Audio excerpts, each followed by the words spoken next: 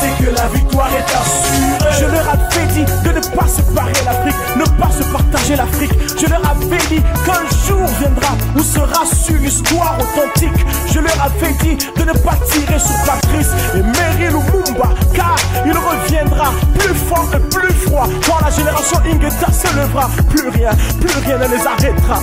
Moi, je leur avais dit de ne pas laisser Mobutu 3 décennies au pouvoir et le pays dans un trou. Il a fini sa vie au Maroc. Paix à ton âme, Seigneur, c'est Seko. Je leur avais dit de nous laisser notre identité, de ne pas essayer de nous dénaturaliser. Je leur avais dit qu'une génération se lèvera. Ingeta, on s'en souviendra, les combattants sont là. Ingeta, in my heart. Moi je sais qu'ils n'ont rien vu arriver. Moi je sais qu'on ne peut plus arrêter, car le combat va toujours continuer. Et je sais que la victoire est assurée. Moi je sais qu'ils n'ont rien vu arriver. Moi je sais qu'on ne peut plus arrêter, car le combat va toujours continuer. Et je sais que la victoire est assurée. Je leur avais dit, oui, je l'ai dit à ces musiciens mafieux, vampireux, de ne pas détruire nos mœurs. J'avais prévenu le croyant classique de ne pas vite quitter l'église catholique. Elle rejoindra le combat Ingeta, car certains évangéliques n'ont pas compris le temps prophétique. Je leur avais dit que le Congo c'est 4 fois la France, 33 fois le Benelux, 80 fois la Belgique. Dites-moi que fera le Rwanda. Ingeta, je leur ai dit, et on s'en souviendra. Aujourd'hui, les métropoles du monde y ont goûté. Combattants affamés, assoiffés de liberté, collabos encerclés et moutakalisés. Et maintenant, dites-moi, êtes-vous fiers de nous avoir créés, Ingeta? Moi, je sais qu'ils n'ont rien vu arriver. Moi, je sais qu'on ne peut plus arrêter, car le combat va toujours continuer. Et je sais que la victoire est assurée. Moi je sais qu'ils n'ont rien vu arriver. Moi je sais qu'on ne peut plus arrêter, car le combat va toujours continuer. Et je sais que la victoire est assurée. Je leur avais dit que l'armée des Kadogo n'était rien. Attendez, face à l'armée des intellos combattants, comprenez. Je leur avais dit que les frères en Amérique, après 400 ans merdiques, à travailler sans être payés, une nuit a suffi à un combattant king pour faire un rêve de king dont l'histoire se souviendra. Je les avais prévenus. Je leur avais dit de ne pas être mauvais, ne pas démocratiser, ni nous coloniser, car dans le miroir de l'histoire, les combattants ont pu voir ce qu'ils ne veulent plus revoir. Ingeta, la patrie ou le couloir, le choix est clair, nous le voyons net comme la source de la victoire. Nous ne voulons pas de la prière sans action, nous ne voulons pas des actions non plus sans la prière. Ingeta, le Congo nous appartient. Jusqu'à quand le silence? Le Congo est à nous. Jusqu'à quand le silence? Le Congo de nos pères, le Congo de nos aïeux, le Congo de nos enfants. Le Congo c'est l'héritage que l'Éternel nous a donné. Qui est celui qui a corrompu Dieu pour qu'il nous donne le Congo du haut des cieux? Qui est celui qui a payé Dieu pour le corrompre afin de nous donner le Congo? Ingeta.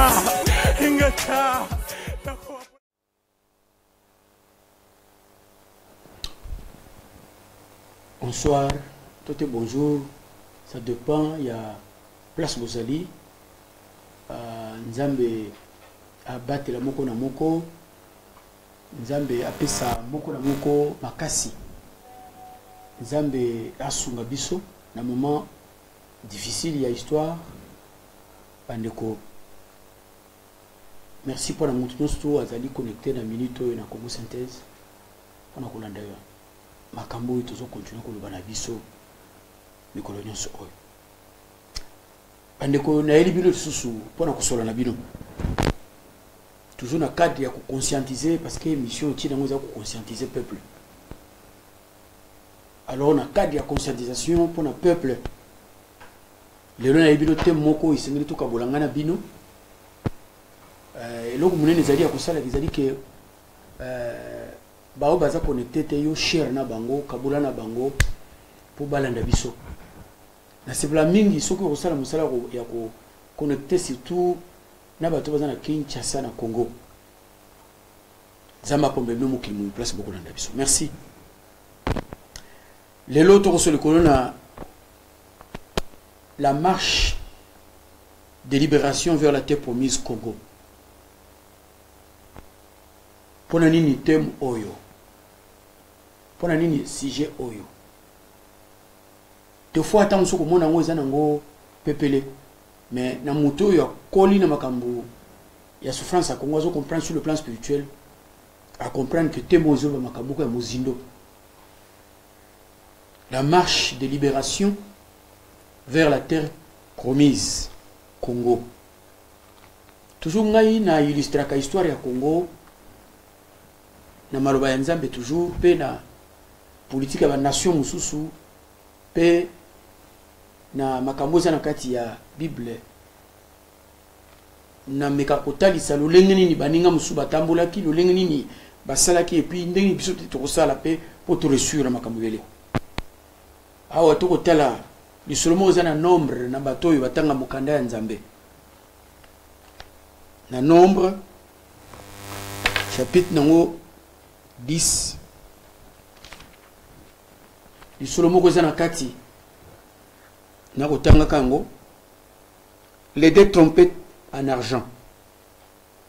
L'Éternel dit à Moïse, fais-toi deux trompettes en argent, tu le feras en argent battu et te serviront pour convoquer l'assemblée et pour signaler le départ des camps. Quand on sonnera, toute l'assemblée se réunira près de toi, à l'entrée de la tente de la rencontre. Si l'on sonne d'une trompette, les princes, les chefs des milliers d'Israël se réuniront près de toi. Quand vous sonnerez avec éclat, ceux qui campent de l'Est partiront. Quand vous sonnerez avec éclat pour la deuxième fois, ceux qui campent au sud partiront. On sonnera avec éclat pour leur départ.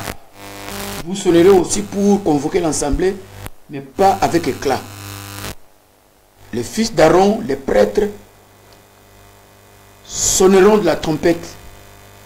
Ce sera une prescription perpétuelle pour vous au fil des générations. Dans votre pays, lorsque vous irez à la guerre contre l'ennemi qui vous combat, vous sonnerez de la trompette avec éclat. Ainsi, vous vous rappellerez au souvenir de l'Éternel votre Dieu, vous serez délivrés de vos ennemis. Alors, bandeko, lisolo totangi awa ezali lisolo moko ya makambo oyo esalimaki tangu Israël a umeli pe na boumbu. Ekomaki na tango moko esengelaki Israël abima na boumbu. Chaque chose a son temps. Il y a un temps pour toute chose. Mais il y a un temps pour oyo. Ce que pesi mutu passi, il y aura un certain temps où mutu anape à quoi téléma, à comment clair, à quoi avancer. S'il n'avance pas, il va avancer ce jour-là. S'il ne veut pas se mettre debout, mais ce jour-là, il va se mettre debout. Donc il y a un temps pour toute chose. Il y a un temps où tu peux régner. Il y a aussi un temps où tu ne régneras plus.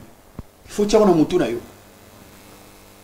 Awa Pharaon a régné du colon à bango na passe ya kusagana te.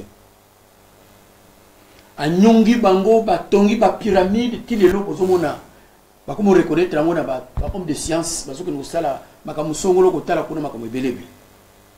Mais jour moko ezalaki oyo Nzambe a décidaki pour être Israël abima na kati ya boumbu na ye azwa bonsomisila pe azala libre po akende kokumisa Nzambe na esobe et puis akota na terre promise mboka ya bilaka oyo ezaki destiné pour na ye. Alors ndeko mezalaki pasi po bato oyo bazwa na boumbu mbula na bambula ebele plus de 400 ans, il y a Boumbu. Et tangu décision soit mise en Zambé, le sambo, na cri parce que naza ko expliquer la fois passée que ils ont na cri ils ont na cri où touche kanzambe na cri peut touche kanzambe te c'est un exemple je moque so tata vana mesa za ko lia beefsteak na ye bala moko mona ganja tout ani mutu na mir ou bien na mutu ya mbeto mona ganga so ganga ata papa zaki kolia akotika kolia ata papa zaki kusala makamu nini akotika yango papa akotelema po aya kotala mwana wana quelle que soit la situation quel que soit papa otakotombokela mwana ata kobeta mwana na minute wana papa kotelema po aya kotala qu'est-ce qui se passe crie pe na tali seki bino ke Abraham azaki na basi mbali tanga bengani mwasi mibale mwasi mbali ke na mwana na ye bakomi na désert biloko nyonso akolia esili bango tangu sikoyo mwana bandi kolela mama lingo mwana ndinga zolela te pas c'est salier atiki mwana distance mwana zolela nzambe na likolo ayoki bino mo bobi réponse ni nzambe yaki dango cri et même nzambe pour réagir na situation awa nzambe zo senga batu ya modèle wana boyo bako telema sikoyo po cri na bango yoka ne pas na nzambe pour la libération Congo alors baninga nzamba liberaki bandeko oyo à travers Moïse nzamba liberaki bango tangu bango bakei bakomi na kati ya nzela parce que sengelaki bakende bakoma tida te promise mais tangu bazobima pendant que na nzela bit na bango peut-être bango comprenaki te Moïse a comprenaki pourquoi nzamba zobimisa bango pourquoi nzamba zo libérer bango pourquoi faut pas que le kokumisa ye Moïse a comprenaki mais je ne sais pas ce qui tant que zolinga dipanda na biso liberté na biso to linyango pona nini poto sala nini elo oni za na kati mande na yo elo oni za na kati makanisi na yo elo no zo kanisa ko sala ba mususu na kati makanisi donc ce Congo comme libre mutuana sakareke na ngata na kuma ministre comme ndena ko sala ye ba mususu ba kanse ke no ba no komina chacha na bango na nzela à ce que tu comme libre musique to ko bete ko zala grave to boy musique te mata faites attention batu basili makasi na bango za ba bondo ko zala makancho yo boye na désert pour na découvrir bino bien ce que vous êtes et moko désert ya Congo soko telengo za passe mais soko telengo na facette mususu ko mona ke ezali bien pour to comprendre to ba batu o to zoki no kotala mo na terre promise baza ndenge ni to découvrir batu ya motema mabe na kati ya nzela oyo to découvrir batu ya motema mabe to découvrir na kati ya nzela wana tozona exemple na bango batu mususu basoutenaki sorti basoutenaki mosala nzambe Moïse avec détermination pour pas que le côté na terre promise bamusu basaki na détermination na kati ya nzela bamusu basaki na sens ya positivité devant ba difficulté nyonso yaki na kati ya désert parce que na kati ya désert il est arrivé que tambazo ke na nzela akoma ki place moko boye mai etelemi boso na bango malba na ezaki nini ah kuna tuzai kolia ba concombre na ba melon o memi biso wa pona nini basengi ba baluka bazonga lelo na kati ya désert spirituel otozana ngo ya Congo tomoni bato bazaki côté ya opposition bakini bakomi ngambo oyo bakomi ko démontrer makambu ndenge na ndenge n'est-ce pas biso ba congolais tombosa na kambala moko na minutes na ngo bandeko na mwa tangu muke bato bazaki ngambo oyo nyonso tu bakati bakengambo mususu bakomi mbolba langage mususu o bazaki na moté oui esengelaki te esengelaki toke na désert yangona na kubisa kanzambe mingi natangela bino lisolo na répéter comme chaque jour sur pesa mateya pour kotelanga makasi kasavubu alo baboy vraiment tatoyo na éviter tamba yako visiter alobi na bato mboko babi Monsieur le Président, nous avons peur, que dites-vous? Le président lui répondit, gardez confiance en Dieu, la meilleure réponse c'est l'unité nationale. Ensuite, que chacun de vous fasse de son mieux là où il se trouve. Il y aura des difficultés énormes. Un long tunnel de souffrance, de famine, de misère dans ce pays. Ça continuera longtemps après moi. Mais il arrivera un jour, après la traversée du désert, où l'un des nôtres s'exprimera devant le monde entier, où l'un des nôtres sera entendu partout dans le monde. Ce jour-là, vous comprendrez que Dieu est avec vous et qu'il faut préserver l'indépendance nationale. Albert Mbelou reprit la parole. Monsieur le Président, vous savez que pour les Israélites, la traversée du désert a duré 40 ans. Vous vous rendez-vous compte de ce que vous dites? Vous nous dites, nous sommes en 1968. Cela nous amènerait en l'an 2008. Le président dira ceci. Et si Dieu décide que ça dure 40 ans, il faudra compter 40 ans. C'est la prérogative de Dieu. N'oubliez pas que l'homme propose, Dieu dispose. Votre devoir est de travailler, d'être des citoyens honnêtes et des hommes justes. Boyoka, tolika savu ba pesa avant akufa. Na yebite soki ba politicien peu, ba yebi ba toli oyo, baninga na bango, ou bien batu mususu oyo basalaki na bango musala, o ba kenda batika biso, toli ba pesa maloba baloba, je ne sais pas si bo simba yango. Ata maloba ya Mobutu, aloba mususu maloba ya malamu. Ata zaki na berere na kati ya vie na ye, mais soko tangi maloba Mobutu alobaki mususu ekuko inspiré eko pesa bino mayele po ba ko diriger mboko oyo. Mais lelo oyo, ce n'est pas le cas. Okita tonde lobby pour un tunnel sombre et à souffrance. Ça c'est vrai. En 1978, Nzambe alobi na biso likolo ya souffrance. Bino boye éviter ndenge nini. Bo mona ngana ko loba bien. Na lati costume. Mais boye bi souffrance ni biso to monate pour na makambo na zo ba lelo. Tant peu de jours 40 ans kokoka. Comment est-ce que tu souffras pour la makambo à l'époque ya Mobutu? Comment est-ce que basé ko kanga biso chaque jour? Redok ya ville à Kinshasa. Ya hôtel de ville bureau les aïkuna. Mais c'est l'embe comme on a kufa. Azai ko kanganga chaque jour, ko enlever chaque jour. Mais le kola nzambe yazana bomoi. Lelo nazali l'embe azate. Nazo souhaité m'abete. Mais Redok, c'est la chef de sécurité à cette époque-là. Aza souté. Mais faites attention à makambozo sala. Bokeba na makambiri boko sala. To monite.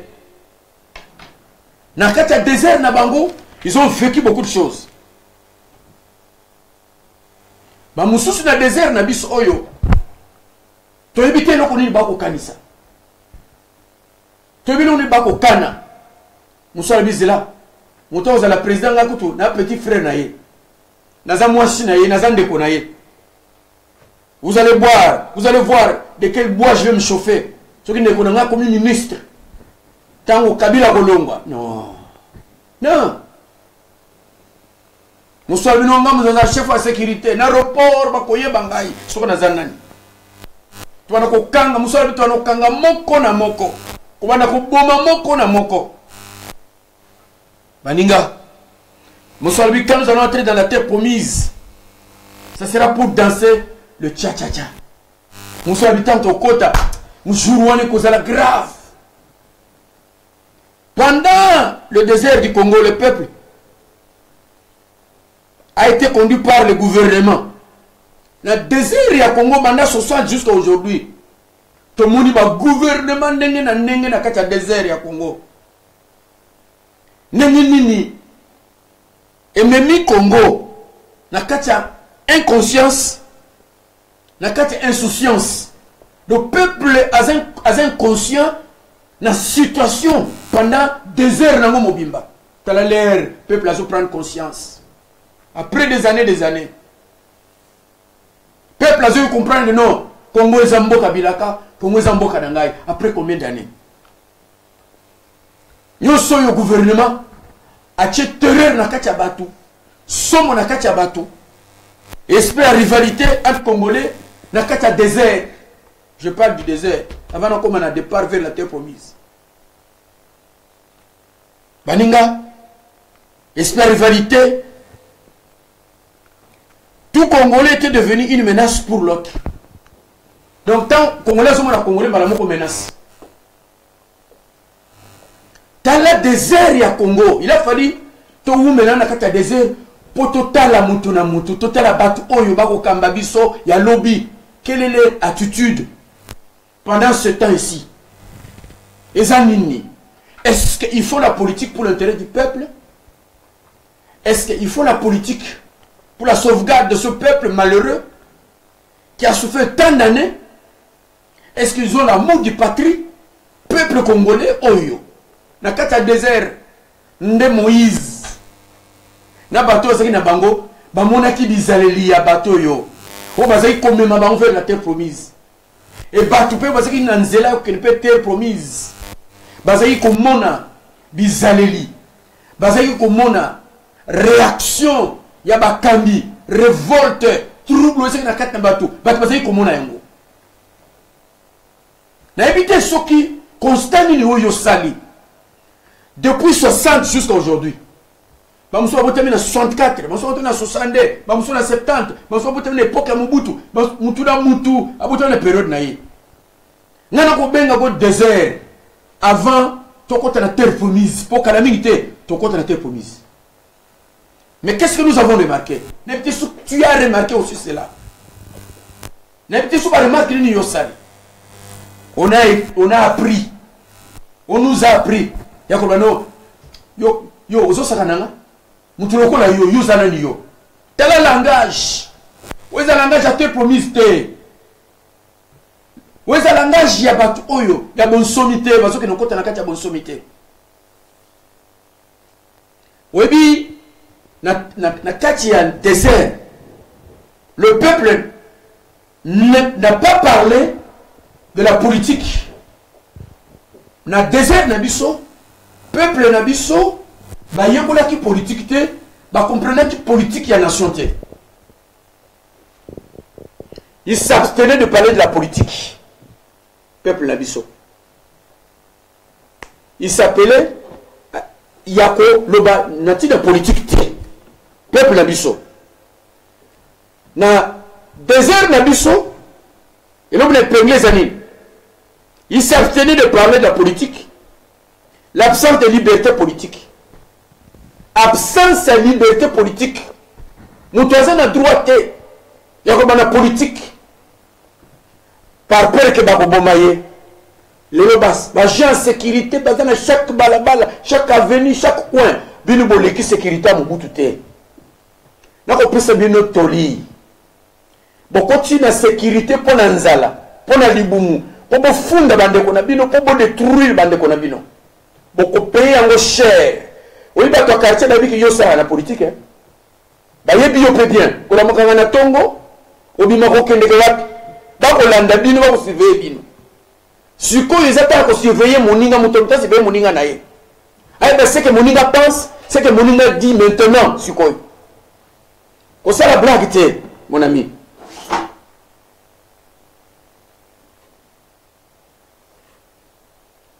L'absence de liberté politique orientée. Donc, faut-il que la carte a été promise, absence de liberté politique. Oui, il faut qu'orienter la pensée vers une bonne politique, un bon changement, et orienter énergie, morale, l'action du peuple vers une direction, il y a développement.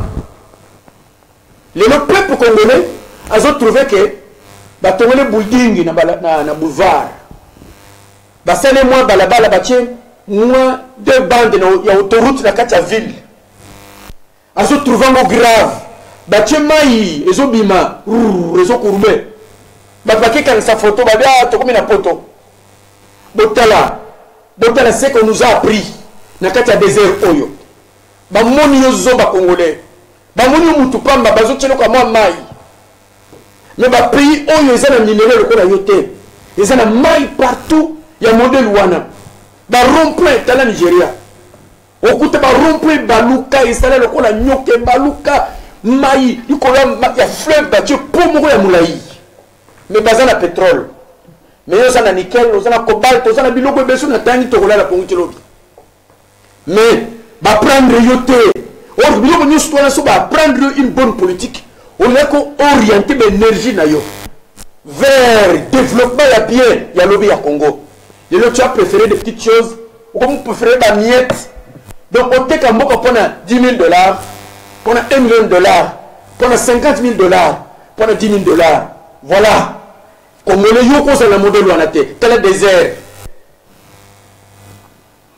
na kata désert to yekoli transparence ya gestion te pour ko gérer makambo ebele te une bonne organisation to yekoli yango te yango mon lelo yo na ba lutte ndenge na ndenge bato balingi kovanda ensemble te bato balingi koyokana te bato balingi kosorganize te bato balingi korekonnaître capacité oza na kati ya mutu te pour te avancer vers la victoire te nyonso oyo ewuti wapi ewuti na kati ya désert mais biso tozokende na terre promise il a fallu désert et décider makambo oyo bondimela ngai na kati ya désert égoïsme ebele or bagrands empires oyo se maintenir lelo c'est grâce à une bonne organisation administrative, militaire, sociale, va s'organiser. Il va subsister jusqu'aujourd'hui. Cher na baninga, kabora na baninga, makambo na koloba. S'il vous plaît. Alors baninga, désert, nakata désert, rébellion. Nakata désert, lokoso. Nakata désert, zaki makambo, belo sabela ki bango. Mais pas comment il a place moko boye. Bazo pousse vers la terre promise. Ne place où on a ce qu'on a zoko manabiso. Place n'a pas ce qui vient au nombre 10. Moïse, la même si Moïse. Yebisa dans l'ensemble. Bana yaro. Babet la trompette sikoyo. Voilà ce que bazana kata désert na parti mususu. Ya babisika mususu. Babet la trompette sikoyo. Et tant que babet la trompette wana. Trompette wana ezalaki ko marqué déplacement. C'était l'événement que Dieu lui avait programmé. Donc, Nzambe a programmé qui, pour le départ de l'Israël, Israël, il faut utiliser un instrument. Et c'est que le langage Nzambe a pris ça qui bango. Babé ta trompette. Pour le temps où on a ce qu'on a guidé na niwe na likolo. Na kacha désert. Mon lili ezala ki kuna makamukirikiri. Na mo iloko la mo liga. Na butu moto. Il à moto. Alors que ce que tant on nous est déplacé, il ne faut pas sonner trompette. Pour la nuit, pour te t'attenir sur bayo et longo, pour pas qu'il y ait une marche na bango. Baninga. Les trompettes étaient les moyens institués par l'Éternel pour concrétiser le mouvement du temps sous la direction de la nuée. Trompette est qui moyen, on nous a institué pour concrétiser mouvement. Toute marche na bango. Batambo la nuée ça qui na likolo parce que yo basa la marche na bango. Oui bandeko. Na ko so likolo marche. Ya libération, marche populaire. Marche ya libération. Et ça marche oyo mondele azotala yo. Mondele akotala biso. Mondele akomona biso. Mondele akotala. Ce qui marche et qu'on reçut tout et qu'on reçut te. Mondele akotala ce qui va kobeta biso masas to ba kobeta te. Mondele abongwa na kanaye. Na yebisi yo. Kobanga te. Mondele azotala. Malgré le but que vote ezali, après si peu de temps, élection ezali, mais mondele akotala c'est ce que yo Congolais olingi nini ozo kende wapi olingi kosala nini azotala oko fatigué toto ko fatigué te oko marcher vers la terre promise Congo na okota ko kokota te alors awa esengelaki babeta trompette bazali kobeta trompette oyo na 4 occasions mais là on a besoin qu'on numère l'occasion yo sur tout te mais on a besoin prendre trompette ya rassemblement ezali kobeta. rassemblement au son de la trompette. Le peuple d'Israël devait se regrouper vers Moïse. Balinga, rassemblement nous sur Bangotan, ba obeta trompette dans le fils d'Aaron. Bato bazaki destiné pour nous obeta trompette. Baki destiné pour nous loba. Baki destiné pour nous obeta sa son au peuple atambula. Ezaki batu songolo. Balinga, les loyo. Pour la marche, il y a peuple dans une nation en crise. Et ça, les leaders oyo, bazana bouanya, bazana mayele, ou bakunda pas l'intérêt peuple, dans le temps ba pesa kamaloba, peuple a tel makape atambolaka. Ça c'est un. Deuxième type, il y a mon toit qu'on sonne trompette sur le plan spirituel. Azanga nzambe. Aza mosali ya nzambe, aza pasteur, aza bishop, aza serviteur de Dieu, akuko telema, kobeta trompette, peuple a telemi, abani ko avancer. Lelo baninga, tous que tout rassemblement devait être autour du Seigneur pour la réussite. Ce qui te lingi to reçu baninga, pour te saler ba marche ya grave, na poto, partout, na France, na Suisse mokili mobimba ba marche ya kusakana te et salima marche wana ya bouture peut-être na likamiso biso za ko lingate mais awa tozo omona ke soki to lingi marche ezala bien réussite et c'est na biso surtout biso ba congolais parce que mokili mobimba botala na kati ya Facebook ba secret nyonso ya Congo ndenge pasi ya Congo, mikakatano ya Congo, tout ce que les Congolais souffrent, bakomi ko bimisa yango. Na yebisa bino la fois passée que mikolo na liboso, tant nzamba kolongo la voile na mokili. Tant ko kota na terre promise, mokili ko regretter ko lela pasi ya Congo. Et je vous dis la vérité que en ce jour-là, lorsque les écailles vont tomber dans les yeux de beaucoup de ceux qui décident dans le monde, de ceux qui disent les choses, de ceux qui ont le plan de ce monde, lorsque Dieu va lever la voile là, ils vont pleurer. Le monde va pleurnicher. Le monde va regretter pourquoi ils ont laissé le Congo souffrir. Maintenant, ce n'est pas encore le temps. Le temps viendra. Vous devez savoir que, avec 6 millions de Juifs à cette époque-là, qu'a massacré Hitler. Après ces souffrances-là, qu'est-ce qui s'était passé? Dieu a ouvert les yeux de beaucoup de gens. Et beaucoup ont dit, pleuré. Et aujourd'hui, on fait des monuments pour ces gens-là qui ont été tués. C'est ce qui va se passer. C'est ce qui va se dire. C'est ça que nous allons lire. Autrement, donc Dieu n'est pas là. Mais Dieu est là, je vous dis. Ce n'est pas parce qu'on ne voit pas qu'il n'est pas là qu'il ne suit pas la situation du Congo. Mais je vous dis que Dieu est là. Il suit la situation du Congo. Et nous tendons tout doucement vers la terre promise. Nous allons y entrer dans un peu de temps. Balinga. Alors, tu me dis que trompette bêtis, trompette rassemblement. Ce que tu lingi reçu ya makamboyo. Na ko pesa no conseil. Batata pasteur. Ba iboza na Congo. Ba iboko Rwanda, ba iboza na poto na diaspora. Ya solo. Bon, c'est la télé 30, mais nous pouvons nous mettre debout pour la marche à libération vers la terre promise du Congo. Quand on se bat dans le mois de décembre, beaucoup. Et Ningani en Angleterre, et Ningani en France, en Belgique, et Ningani en Canada, mon kili mobimba, Montepelli. Baninga, la stratégie spirituelle est soutenue, ce qui est visible. Tant que nous sommes politiciens, parce que nous tenté de dire ça nous embête, mais ça ne vous embête pas. C'est comme ça que dans les États-Unis, beaucoup de que ce sont des droites qui se rassemblent.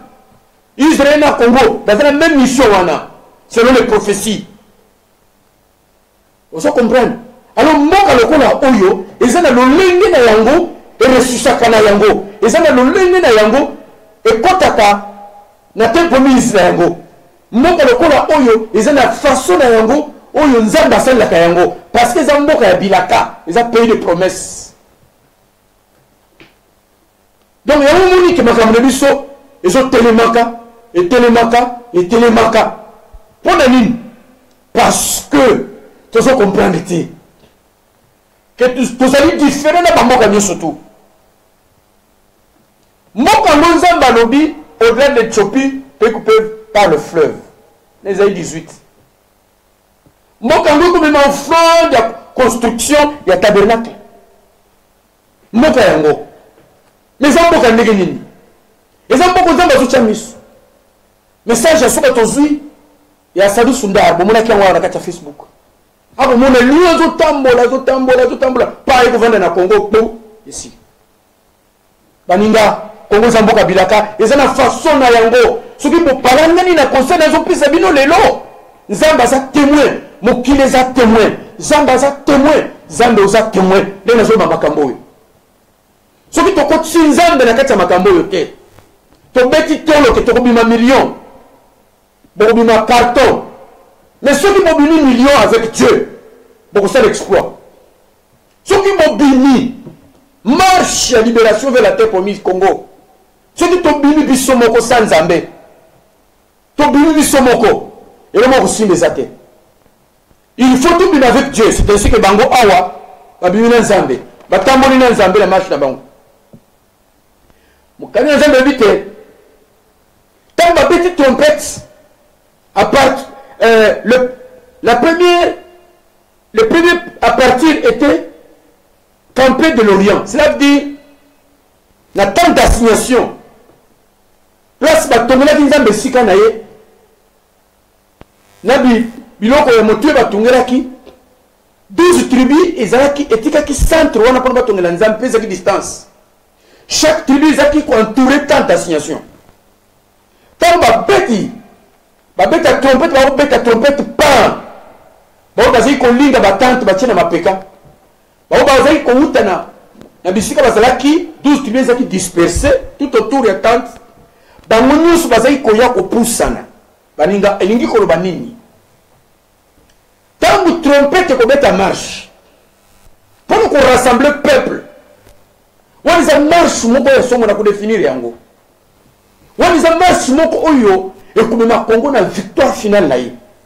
Waliza marche moko oyo na banji na likolo fuba kitabatambola. Waliza marche moko niwe ya nzambe gloire présence ya nzambe. C'est ainsi que il faut to bana ko préparer on ba prière baninga basali ya nzambe. Baninga bandaka ka sikoyo zoka message oyo. Bandaka ka sikoyo de banzambe la tsanga na puissance na force. La tsanga na nkuya nzambe. Na ngi mukolon ta na zobima ko marcher. Esa la ngaite mais esa la yo moko nzambe ozotambola na ngai. Baninga marche zalaka, marche salimaka. Na ko biona libanda muke. Marche ya Selma na Montgomery. Les États-Unis d'Amérique. Bazo réclamer droit de vote. Babi tout le monde a ko voter te. Avec une capacité ya ko voter. A ko voter jamais. Donc bitumari bandi le noter. Ya ba noir. Kasi histoire le bike basangana kina Bonne Chapelle. Bonne Chapelle c'est église la méthodiste. Na éviter so ba méthodiste lelo balali pongi bon bazana Congo. Mais yo ba méthodiste baninga na bino, ce qu'ils ont fait à cette époque-là. Rassemblement na kati église. Tout autour ya nzambe sikoyo. Nde place ba muneke mokile boyi bango biso ba noir. Tokukende wapi police azali mindu kezali. Tokimela wapi? Ba kimeli na kati église, ba koti, ba sali nzambe bazaki na kati kuna, ba bongisi, bazaki lisanga bango nyo surtout ini lokola mutu moko. Ba zeli Martin Luther King autoki na Atlanta akomi. Azaki parmi ba leader o balobaki mukolongo. Après ce discours na ye, ya ko réveiller conscience ya batoy. Après ce discours na ko telmisa bato. Ya ko telmisa bato ke to ko kota. Tozana droit ya pouvoir ya vote na kati ya mboka oyo. Tanga lobi ya silisi ba telemi ba bengi yango Bloody Sunday. C'était une marche symbolique. Bloody Sunday ezalaki marche oyo et c'est là qui va me battre les mains après 500 ans il y a souffrance. Il y a souffrance na bango, faut battre les mains.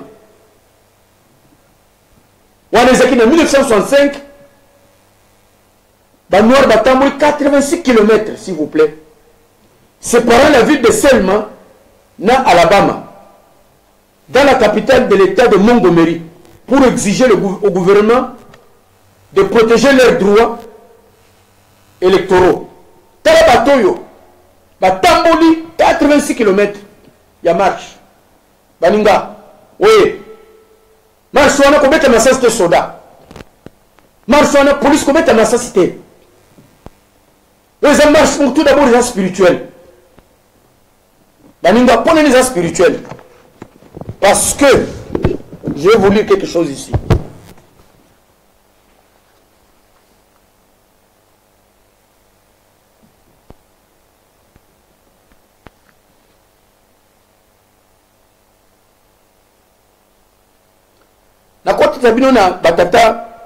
Dès qu'on en tient 2:11, afin de ne pas laisser à Satan l'avantage sur nous, car nous n'ignorons pas ce dessein.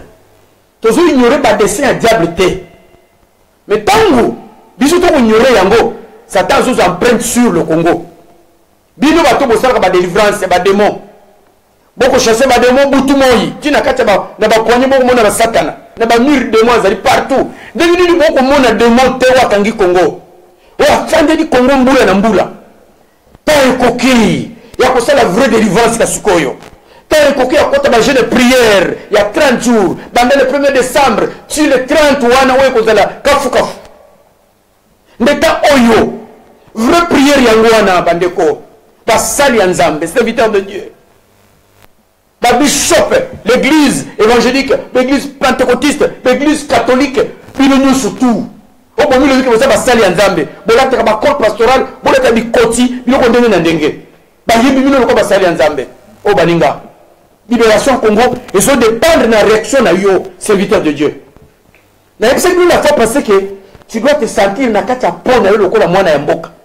Le mot aux alana, avant vous allez sango, avant vous allez pasteur, vous allez bishop, vous allez apôtre, prophète des nations, tout ce que tu veux, pasteur des nations. Vous avez tout d'abord congolais de Mozawan. Quand on a peau avec congolais, on peut sentir que vous avez droit à marcher, on peut sentir que vous avez droit à tambola, on peut sentir que vous avez droit à gêner pour la Congo. Quand on a peau, le monde a mis sur la congrégation Moussoussou. Et là, tu as mis sur Moussoussou. Et là, tu as pom, il a mis Moussoussou, nous autres Moussoussou. Pour nous sentir, mais tu pour la Mokanaye. Nous avons capacité pour la nation. La congrégation Moussoussou, ma kota, tu veux battre sur Routawapi. Les loyaux. Bino, tu église. Bato, bako beta trompette, ils ont Moussoussou. Bino, bako beta trompette. Tu m'as dit que les 12 tribus venaient de rejoindre le lieu où se trouvait la tente d'assignation, tabernacle, c'est-à-dire à côté de Dieu. Dans 12 tribus, nous se poussons. Bomoko, tango ya vrai bomoko yangoyo. Tango ya bolimbo yangoyo. L'amour patriotique, c'est ça le temps. Bolimbo ya Congo yangoyo. Pour la côté, pour avancer. Pour la côté, pour la libération, c'est ça le temps. Et bolinganga après, Niwana, linganga sikoyo. L'exemple de sikoyo, c'est plein de sikoyo, c'est plein de makamazolo ba sikoyo, c'est plein de moningo makamazo sana sikoyo, c'est plein de baïda malamu sikoyo. Tango oyo ko tala pe moningo musuni kambazo sala. Vous allez te, tu vois, ou le ah yenen, ta obeta na linga kete kutu. Tu vois, alors bani makama kongo, alors on dit ka sagani, tu vois, tala makamboyo. Mais Bible bino soboyi, que bango nyoso ba uta ki place ba 12 tribus. Ba poussani, bazo poussana, bango nyonso tout na temps d'assignation. Baninga oezatan, to poussani tema na biso pa na Nzambe. Oezatan ya unité nationale. Oezatan ya kozala lisanga. Oezatan ya changement na kati ya bongo na biso. Oezatan oyo mutu nyonso pesa motema na ye. Oezatan ya kotelema pour ko faire avancer makambo il faut salima. Dieu est près de nous avancer. Le Dieu, c'est un Dieu de nous avancer. Nzambe a se plantant toujours avancer. Et on a David Tango, bafilistin batake ye azotuna nzambe abi nzambe na kende obi na kende te na poussa na obi na poussa na te nzambe abi avance abi me changer ce que David a servi na kati ya vallée abi changer komba vallée ngo pe sango komba musu vallée de la victoire ata kongo za na kati ya vallée na vallée oya zali vallée ya souffrance vallée ya humiliation vallée ya ndenge na ndenge changer yango transformer vallée wana et comme vallée ya victoire pour la Congo. Quelque chose va se passer. Ça sera la marche de l'unité pour la restauration de la paix et la vraie réconciliation du peuple congolais. Où est la marche à unité, où est la marche à restauration, marche à paix pour la vraie réconciliation du peuple congolais. Marche à unité. Alors, il y a soldat qui est à Mundu qui t'aime. Il y a un char à unité. Je vous dis que ce jour-là, il y a un porte à Biftek. Ils ont une gravité. Place Bozali. Pour beaucoup de jeunes prières. Dans le Congo, dans la capacité. Pendant ce temps, les apasses, les apasses. Mais, Bissona Binoto Bandana, le 1er décembre, déjà, comme il bongisa. Pendant que quand on a un jeune moko, il y a Mozindo, le roi Esther. Tant qu'on comprenait que le peuple n'a pas aussi qu'à ce qu'on fasse aussi là. Esther a ABC, le qu'on a eu Mardoché. Abi papa, que ne sait pas comment ma bondeli, n'a pas na ma bondeli. Tolela, pour Nzambe ya sala miracle. O roi Esther à ma maman. Ba maman botika na ba fête. Ba big lady s'il vous plaît. Tolingi bino mingi. Botika na nous, boko ta chaîne de prière. Ba mouvement nous sommes maman za na chamboko yo. Bo telema lokola Esther. Banda le premier tune à 30. Bo yaka na pourquoi? Bo sala ta chaîne à Daniel ya kola matiti. Ya kola ka salade na pourquoi kaka. Bo la kisa boni mo le para Congo. Ba sala ki bongo. Ba bondela ki ba jenaki. Ni kambo bongo na ki. Nzeto ba bongisaki pour ba pendre Mardoché, pour ba pendre ba Israël mabota wana nyo surtout na etumbo ba sinyaki e bongo na ki e balukaki comme contre l'ennemi. Makambo ba kusala na mulibi ni boyebi yango te. Attends, je vais vous lire. Peut-être sur le nom Nathan. Je vais vous lire. Yoka document na bangondi ba bongisi. Ma otro. Bo sala bongo te. To ba ninga yo africain. Bo sala bongo te. Tous les Africains, ils sont là, tous les Africains,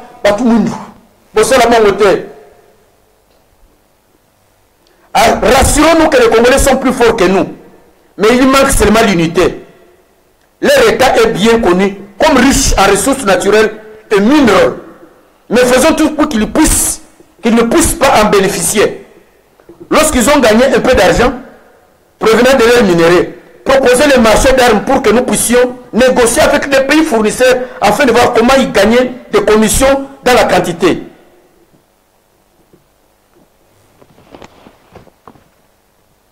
Chaque fois que nous remarquons que les Congolais cherchent à être éveillés, brandir toujours les problèmes aux yeux des communautés internationales, montrer toujours le souci des Congolais de nous exterminer, de l'épuration ethnique, et baser nos arguments sur la défense des droits de la minorité. Baninga, Mawatro.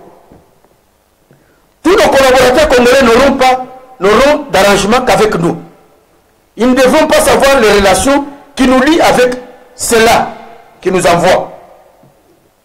Ceux-là qui nous appuient. Une fois que nos collaborateurs congolais deviennent plus liés à nous, ne pas leur permettre d'effectuer d'importants voyages dans des réunions importantes en rapport avec notre commerce de la guerre. Trouver pour eux une escorte militaire de partir avec eux. Instruire l'escorte au cas où nos collaborateurs avançaient une idée, un argument contraire à notre philosophie, que l'on planifie autrement pour eux. S'agissant d'une déclaration à faire sur les événements en place au niveau des échelons internationaux. Choisir un collaborateur pour défendre notre honneur et l'appeler pour le préparer afin d'orienter pour ne pas aller en dehors de notre philosophie, nos objectifs. Utiliser tous les moyens possibles de mettre fin à la vie de quiconque s'opposera à nous. Oyoka, bande konangai, bosala bongote, bokokata mboka na te, mboka wana ezaka cadeau nzamba pesi na humanité. Mais Dieu a donné, laissez-moi un peu parler en français. Dieu a donné ce cadeau-là au Congo.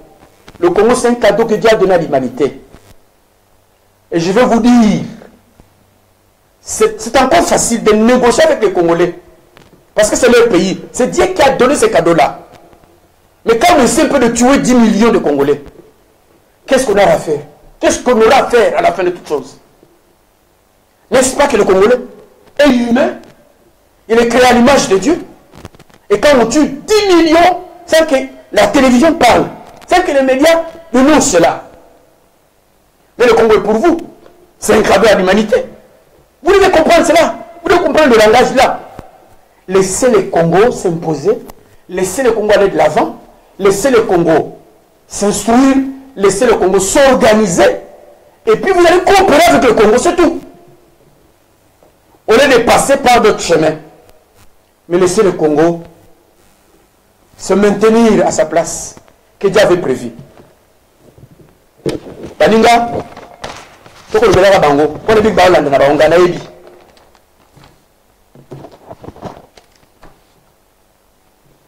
La bonne dire, joins-toi à cette grande marche avec Dieu. Marche qui va s'effectuer au Congo, ça sera une marche avec Dieu. Marche dans Zambé longo. Vous voyez que marche avec Dieu. Les a blagué. Tant que vous avez bimis, parce que vous avez une trompette, vous avez une tente à rencontre. Vous avez surtout. 12 tribus surtout va s'arranger. Tout autour de Moïse. 12 tribus tout autour de Nzambe. 12 tribus tout autour de Jésus, le Messie. Baninga, tout tombe dans Nzambe. Et ce qu'on continue l'histoire de Josaphat, n'a pas dans la Bible. Et nous connaissons tout le monde à Josaphat. Tant que vous avez banguna bazingiye. Josaphat a continué à tenir sur le sang de Kobonde là.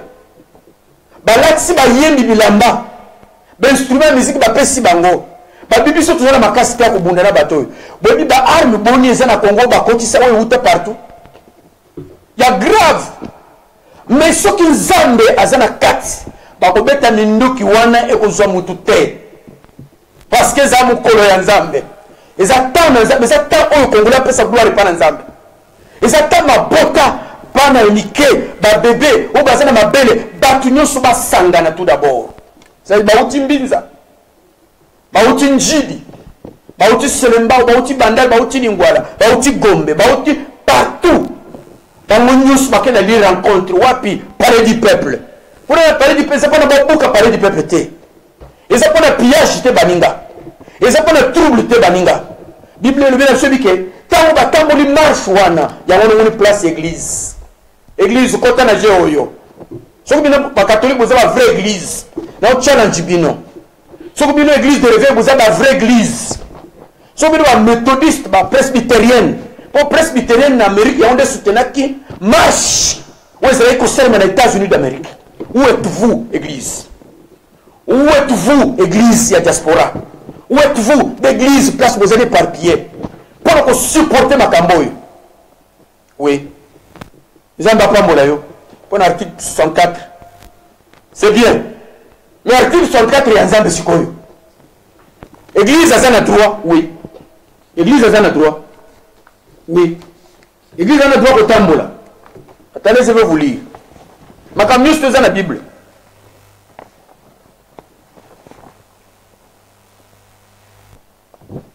La 2 Chroniques 20-21, tant que balati si bango bilamba oyo ya koyemba ya voilà pourquoi tu as besoin ba yembi ya solo na kati ya Congo ba yembi ya solo na kati ya poto de l'église pour na tango lokola oyo twenda banzembo moko zangi litombate.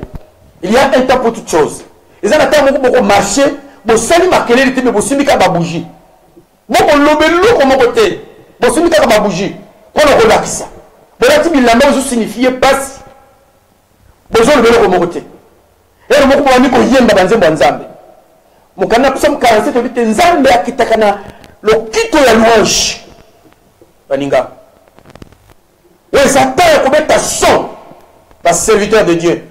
C'est à vous qu'a été donné le pouvoir, les serviteurs de Dieu. L'église doit prophétiser. Et la louange prophétique, c'est très important. jour wana boko yemba te lokola ba fou boko yemba rempli de l'esprit de Dieu boko yemba na nguya ya Nzambe. Je vous dis la vérité, batu nyonso misumine o ba kolandanga ba komona penza eloko nini za habiter katanga na minute oyo yo pe ndenge ozali moko revendre place rempli de l'esprit de Dieu ba komona puissance ya Nzambe na kati na yo. Omoni église azumi mona lokola mpuku nzoka nde église a lokola lion.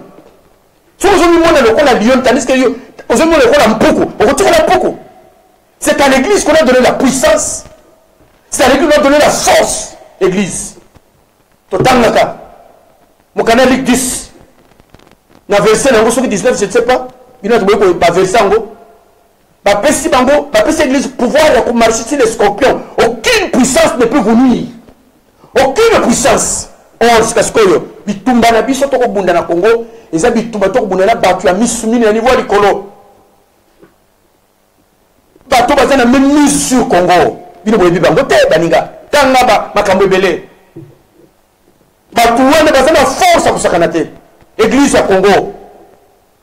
Nguna ya Congo bazana force ya kosakana te. Bazana puissance ya kosakana te. Bazana nguya kosakana te na monde occulte. Et puis si bango pouvoir à régner. Baninga. Wapi bato ya kosala louange jour wana. Wapi bato ba koyemba mukolo wana. Ouais, bah, serviteur de Dieu, bah, combina, jour wana, bah, ta trompette, le bah, fils d'Aaron, bah, petite trompette à rassemblement, petite trompette à départ vers la terre promise.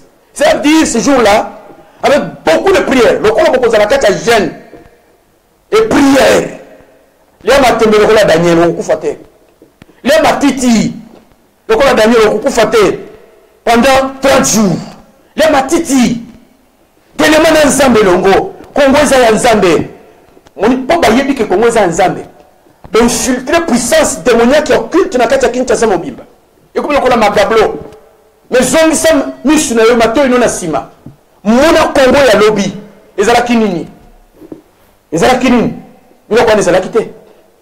Bilo kwa sikoyo basana ngo pote epesa Nzambe kanda pour gloire ya Nzambe longwa. C'est-à-dire Congo comme ikabod. Ngomba nini la gloire de Dieu ezala bani na kati ya Congo. Alors, tant que gloire, vous allez banni na Katia Congo, vous allez même mis sur Congo. Le Baninga, place Bozali, Téléma s'il vous plaît, place Bozali, Bozindra Mabondeli, le 1er décembre déjà. Bon, on a Bozinda. Tout le Tanzan de Baninga, comme il le faut, bien notre diaspora, l'église Baninga, tout ça là est longo. Parce que la Katia Machouana n'a pas politicien. N'a pas bébé. Maman, maman, bébé n'a ma belle. Mema bébé na mabele na poussette mema ye babo mabiso na ba poussette o baninga pas koki so bino boyebi te kala mingi te tokota na te promise Congo à moins que tu élevé Nzambe te tu élevé mutu te Moïse avait moko Nzambe Moïse avait moko Yesu Masia pour élever mutu le Moïse pour ça les rêves wana te sur notre match vous allez prolonger pour ça les rêves wana insister. S'il vous plaît, Moïse a osé yemoko Nzambe, totombo la Nzambe parce que Nzambe a sa bafoué na Congo. Bayembi ya banzembo. Basali ya Nzambe, peuple ya Nzambe, bana pe mikolo ba jeune, toute classe confondue, ba uta na maluku, na nsele partout. Baninga, batutu, police ya Congo. Nous on dit que police musane ko batela. Faut que marche zo salima. Et yo pe mwana, yo pe jeune. Ko boka magasin moko te na Kinshasa. Parce que son bouquin va rouler à l'Anzam. Période Kabila le père, c'est qu'il a pouvoir. Depuis que les Nzamba s'en a communauté, Mukoloana, ils sont allés à Kinshasa. Mais total qui peut te le Kisango. Ndenge ni jour à miracle ça à Kinshasa.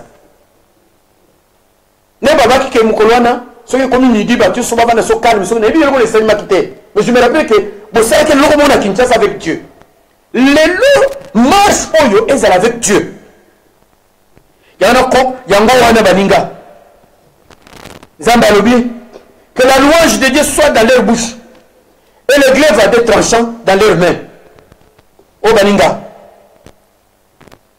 Pour exercer la vengeance sur les nations, pour châtier le peuple, pour lier les rois avec des chaînes, leurs grandes avec des sept de fer, pour exécuter contre le jugement qui est écrit. C'est une gloire pour tous ces fidèles. Louez l'Éternel. Psaume 149, 6 à 9. La louange de Dieu soit dans leur bouche. Bino ba boyemba ka kitoko l'église. Ba yembi nyonso tout. Na ba marche nyonso ki marche ko salima, soko ko salima te soki jour wana, soki to monde na no bongo sikoyo le 30. To bima. Oh baninga, s'il vous plaît. Mon tomoko tezana nguya ya kanga congolais. Place Azali. Ni pasteur, ni prophète. Ah, vous avez marche à libération sur le plan spirituel. La louange prophétique. Cela signifie louer la personne de Dieu, les actes de Dieu, prophétiser en même temps son règne sur le Congo, sa domination sur les autorités démoniaques. Cela signifie prophétie Lingovanine. Mon canal Jérémie 23, 29, Malobanayo ya monoko, Congolais, tant ils ont marché, ils ont pèsé Malobanzambe, ils ont déclaré ma parole prophétique jour wana, na katia balabala, na katia nzela, ils ont kumisa nzambe, ils ont loba maloba. Prophétie. Jérémie 23, 29, Elobi, ma parole n'est-elle pas comme un feu? Ma parole n'est-elle pas comme un feu, dit l'Éternel, comme un marteau qui brise le roc, maloba nangai. Et ça, on a monté au nom de Jésus. Puissance, nous soit ténèbres, nous vendons le dossier à Congo. On va signer depuis 1885 dans l'Allemagne. Dans la table ronde de Bango. Dans le pacte, nous sommes signés. Nous sommes Katayango. Ils ont déchiré parce qu'ils a déchiré qu'ils nous sont condamnés. On nous sommes salaki pour le Congo. Nous sommes déchiré Yango. C'est ça. Malobana yo, ils ont le feu. Tant que sont et qu'on comme un moto, dit l'Éternel. Et vous savez qu'on a un marteau. On a brisé roc. Tout malheureusement, ils ont brisé roc. Qui est ce démon-là? On a tellement jour, le 30, sur le 31. Qui? Même a coûté le même bosson à yo. Puissance de coûter le même bosson à yo. Bachar Damini. N'est-ce pas qu'il disait, tant que tout le monde a moutouré Moussala. Tant que la Bible na yo. Moutouré Moussala m'a dit qu'on banga. Habiter le bambou, le bambou na liboso. Elisa Bonde Linzambe.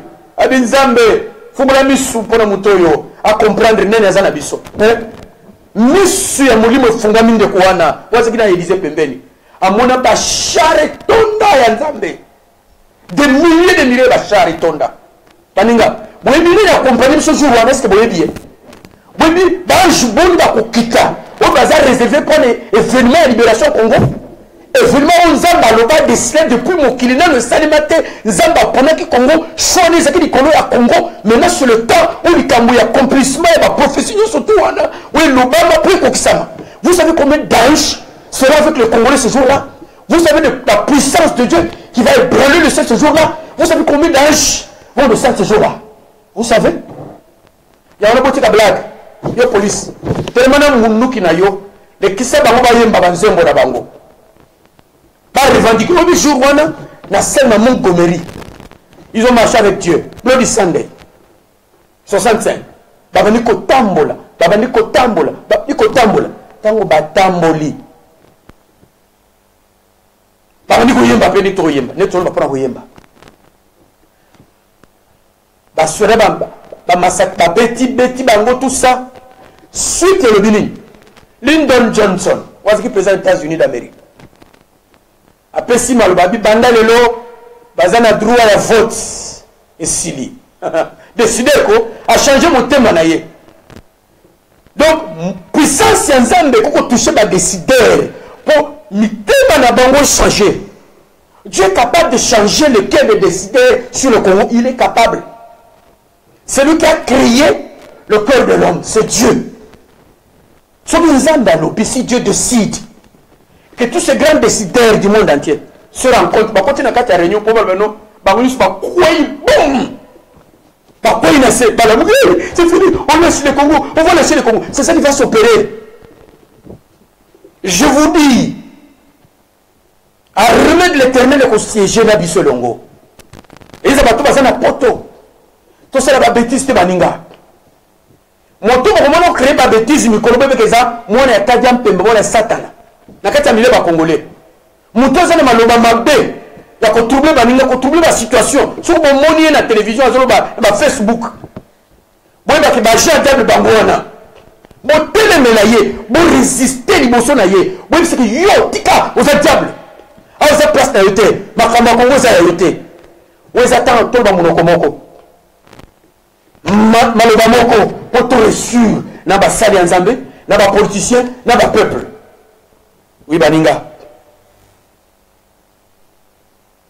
Et c'est 5 causes de l'Bible. Ainsi en est-il de ma parole qui sort de ma bouche. Elle ne retourne point à moi sans effet, sans avoir exécuté ma volonté et accompli mes desseins. Maloba na nzambe dibino moko na nzambe depuis bakimbango. Et loba. Oui baninga tango ekoki. Encore 6 minutes. Donc, encore 6 minutes, mon Dieu. Abi, maloba nangai ezonga katamba te. Ce que koksi kosa nango. Depuis que le monde a existé, j'avais fait déjà son choix sur le Congo. C'est ainsi que Nzambe ya loba maloba ndenge na ndenge. Na yela kibino kotangi la bino ma prophétie ndenge na ndenge. Baninga. Maloba wana kukozonga te soko kisami te. Il y a toujours qui ne peut pas compter ce qu'on a terre promise. Mais tant que vous avez devant terre promise, pas l'Israël. Les bossons à Bango, c'est comme miraille. Miraille infranchissable. Bible dit que partout bakotakate, babimakate. Dans Jéricho. Notre Jéricho, c'est quoi? Ils ont payé coule le miel. Ils ont Congo na biso. Moi, je vais penser à biso. Moi, je vais dire biso athée. Moi, je vais accepter politique à Congo athée. Moi, je vais dire que Congolais athée. Donc, mire infranchissable et se dresser devant nous. Nzambe yo secours le peuple. Bangula yo so basanganaki. Soko tangi na Jésus ko la personne ba. Bazo tanga ba pays o basanganaki contre Israël. C'est presque toute l'Afrique qui est contre le Congo. Non, mes chers amis. Non, mes chers amis. Mais nous n'avons qu'une seule personne qui est à nos côtés, c'est Dieu. Le Dieu trois fois saint. À notre côté, il y a un Jésus que vous n'aimez pas. À notre côté, il n'y a que Dieu, le seul qui a la puissance de renverser, de détruire, de mettre en place le nouveau Congo que nous entendons. À notre côté, il n'y a que le roi des rois, celui qui règne sur tout homme et sur toutes les nations. Oui, Baninga. Baninga. L'Église a le droit de prophétiser pour la nation. Action d'une Église fossile. Les chrétiens devaient être encouragés à s'engager dans l'éducation et l'instruction des enfants, dans les affaires du gouvernement national, local, afin d'augmenter, de répandre le sel et la lumière dans le monde. L'Église, il faut encourager à contre la éducation, dans les institutions, surtout, pour répandre le sel. Les autres, comment on prend que nous commençons à vivre avec nous, nous avons une loge. Oh, oh, oh, oh, oh, on est laïcité pour le cas qui a eu. Et tu vas battre. Moi, laïcité. Tu vas battre tu n'as qu'à Congo. Baninga, l'Église doit infiltrer le camp de l'ennemi avec les normes du Christ. L'Église faut infiltrer camp ennemi. Camp ennemi. Avec le nom du Seigneur, c'est quoi? La marche pour Jésus. Marche pour la Yesu Massia. À travers Congo Mobimba. Marche, parce que le gars comme moi n'a été. La vidéo du soleil a il a fois passé. Nana ma soleil a commettre la bino. Sur puissance et ensemble à notre époque quand nous étions là-bas à Kinshasa. Nous n'avons pas catché, mais c'est qu'on s'opana. Nous n'avons pas batala. Puissance, nous sommes dans la église ouana. C'est quoi? Je suis allé prêcher, c'est catché à l'époque. Dans un yéba. Baninga nzamba azalaki longo nzambe wana longo te azali nzambe wana azali baninga botelema nzambe aza pembeni na bino. Baninga marche pour Jésus à travers les nations est essentielle pour briser le feu de la puissance satanique qui cherche à détruire la nation Congo. Marche avec Jésus, marche à libération, il y a terre promise Congo avec Dieu. Tu es dans mes amis. Et cette marche oyo oui, c'est essentiel pour briser la force de puissance satanique cherchant à détruire la nation. Les journées jour national et jeûne et prière dans Congo, c'est très important. La matière première à Congo, surtout, n'est-ce pas Bakangi Yango? La matière première sur Congo, beaucoup de Facebook, beaucoup de Bandeko, Somba Batokincha, Somba Taokote Utala, tout Bateki. Donc, qui est le monde d'ennemi? Pour les gens qui ont les Nzambete, pour les gens qui ont les Nzambete, ils ont les Nzambete, ils ont les côté de biso. yinde mutu atiaki biloko wana bakobomela biso tozonga epa na nzambe tobima na kati ya masumu tobima na kati ya haine na bajalousie na barivalité oyo ezalaki na kati ya désert mpo tokomi proche mpo na kota na te promise yawo nzambe alizogelaki bango ntango bakomi na Gilgal Israel porte monene siko bozokota na mboka oyo abilaka yango oyo nzambe abimi sikoyo abi mpo baza na benene ebele bantoure bango azopesa yango stratégie abi awa place bokomi na Gilgal oprobe na bino ekosila awa na Gilgal. Oui, à ce jour-là le peuple du Congo va tomber. En ce jour-là le peuple du Congo va tomber. Ce jour-là les chaînes seront brisées. Ce jour-là la libération totale sera vie et la gloire de Dieu va descendre ce jour-là. Baninga kobanga te nzambe aza na biso longo po tozalani kamona mutu te. On n'aura pas un problème avec les gens ce jour-là.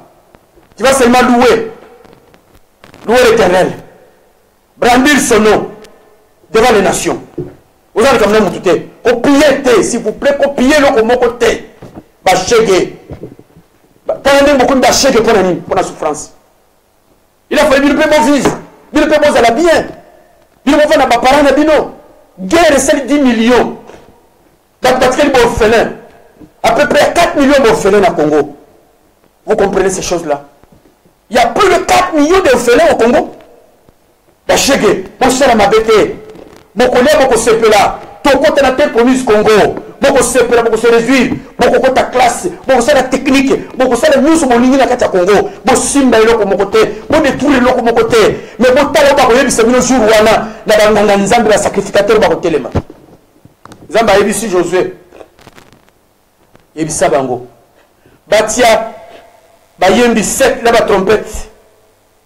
Entre bayembi na arche d'alliance distance za na kati bacha arche d'alliance place ya nzambe na marche oyo na libération Congo boyoka soni te pona nzambe so boyoki soni baninga etali bino soki boyoki soni mbala oyo pona Congo bobani koyenda bazembo ya soni banzembo ya bosoto oyo morale ya Congo ebebi boyebi banzembo za construire te vous avez coupé sa foi, vous avez un salité, vous avez payé du moko. Vous avez coupé, vous avez un poteau, pour vendre un biseau, vous avez un bambette, vous avez un piné, vous déplacez un bambette, vous avez un kuna. Mais vous avez ganga, vous avez souffert, vous avez un moko, pour la roloba, pour couper sa conseil. Alors, Keba na biloko wana, bibébité, distance entre Arche d'Alliance na Josué et Salimaki. Zambe mutazo introduire parce que le dirigeant dirigeant mbaloyo nena kufera kokoti sabino baninga tokomi na suka e bandeko bebike le premier ba serviteur de Dieu tozana bokuta ni monene bisonyo surtout na bosana ki pona kolubango bokuta ni monene ezali le premier bozanga te tokopisa bino adresse ezana na kota totam elle s'il vous plaît mariage ya pasteur Kwadili ezali bakukunda pasteur na biso mokola samedi je crois la midi tokopisa bino suite après vraiment nzamba pambola bino pona kolanda tuele ba programme susima kola pambola moko na moko. Merci beaucoup.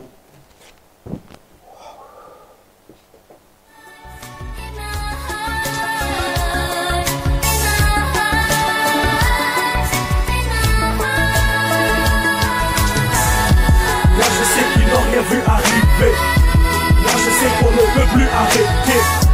Car le combat va toujours continuer. Je sais que la victoire est assurée. Je leur avais dit de ne pas séparer l'Afrique, ne pas se partager l'Afrique. Je leur avais dit qu'un jour viendra où sera su une histoire authentique. Je leur avais dit de ne pas tirer sur Patrice et Mary Lumumba, car il reviendra plus fort et plus froid. Quand la génération Ingeta se lèvera, plus rien ne les arrêtera. Moi, je leur avais dit de ne pas laisser mon Mobutu 3 décennies au pouvoir et le pays dans un trou. Il a fini sa vie au Marocco. Paix à ton âme, Seigneur, c'est ce seco. Je leur avais dit de nous laisser notre identité, de ne pas essayer de nous dénaturaliser. Je leur avais dit qu'une génération se lèvera. Ingeta, on s'en souviendra. Les combattants sont là. Ingeta, in my heart. Moi je sais qu'ils n'ont rien vu arriver. Moi je sais qu'on ne peut plus arrêter. Car le combat va toujours continuer. Et je sais que la victoire est assurée. Moi je sais qu'ils n'ont rien vu arriver. Moi je sais qu'on ne peut plus arrêter. Car le combat va toujours continuer. Je leur avais dit, oui, je l'ai dit à ces musiciens mafieux, vampireux, de ne pas détruire nos mœurs. J'avais prévenu le croyant classique de ne pas vite quitter l'église catholique. Elle rejoindra le combat Ingeta, car certains évangéliques n'ont pas compris le temps prophétique. Je leur avais dit que le Congo c'est 4 fois la France, 33 fois le Benelux, 80 fois la Belgique. Dites-moi que fera le Rwanda. Ingeta, je leur ai dit et on s'en souviendra. Aujourd'hui les métropoles du monde y ont goûté, combattants affamés, assoiffés de liberté, collabos encerclés et moutakalisés. Et maintenant dites-moi, dites-moi, dites-moi, êtes-vous fiers de nous avoir créé Ingeta? Moi je sais qu'ils n'ont rien vu arriver. Moi je sais qu'on ne peut plus arrêter, car le combat va toujours continuer. Et je sais que la victoire est assurée. Moi je sais qu'ils n'ont rien vu arriver. Moi je sais qu'on ne peut plus arrêter, car le combat va toujours continuer. Et je sais que la victoire est assurée. Je leur avais dit que l'armée des Kadogo n'était rien attendait face à l'armée des Intello combattants, comprenez. Je leur avais dit que les frères en Amérique, après 400 ans merdiques, à travailler sans être payés, une nuit a suffi à un combattant king pour faire un rêve de king dont l'histoire se souviendra. Je les avais prévenus. Je leur avais dit de ne pas être mauvais, ne pas démocratiser, ni nous coloniser, car dans le miroir de l'histoire, les combattants ont pu voir ce qu'ils ne veulent plus revoir. Ingeta, Ingeta, la patrie ou le couloir, le choix est clair, nous le voyons net comme la source de la victoire. Nous ne voulons pas de la prière sans action, nous ne voulons pas des actions non plus sans la prière. Ingeta, Ingeta, Ingeta, Ingeta, le Congo nous appartient. Jusqu'à quand le silence? Le Congo est à nous. Jusqu'à quand le silence? Le Congo de nos pères, le Congo de nos aïeux, le Congo de nos enfants. Le Congo c'est l'héritage que l'Éternel nous a donné. Qui est celui qui a corrompu Dieu pour qu'il nous donne le Congo du haut des cieux? Qui est celui qui a payé Dieu pour le corrompre afin de nous donner le Congo? Ingeta, Ingeta, Congo.